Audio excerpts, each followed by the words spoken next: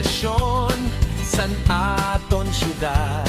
Sa pagakolekta sa mga basura, susog sa ordinansa, kinahanglan igburulag anaton mga basura.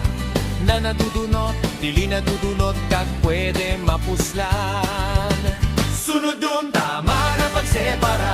Sunod dun, tama na pagsepara. Sunod dun, tama na pagsepara sa mga basura. Sunod dun, tama na pagsepara. Sunod dun, tama na pagsepara.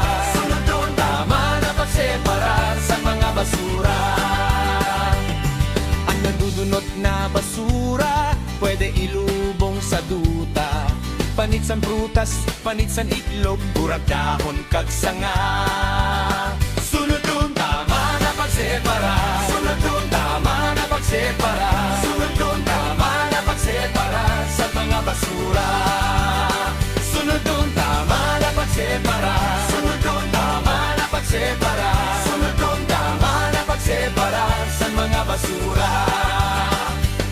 Ang mapupuslan na basura, dyaryo, papel, plastic, bakal, pwede gamiton dahon sa junk shop, kag ibaligya. Sunod dun, tama na pagsepara. Sunod dun, tama na pagsepara. Sunod dun, tama na pagsepara sa mga basura. Sunod dun, tama na pagsepara. Sunod dun, tama na pagsepara. Sunod dun, tama na pagsepara sa mga basura. Ang dili mapuslan na basura, amo ang kokolektahon. Putusan kandi, basiyos ang shampoo, buong na plato kag baso. Ipermanente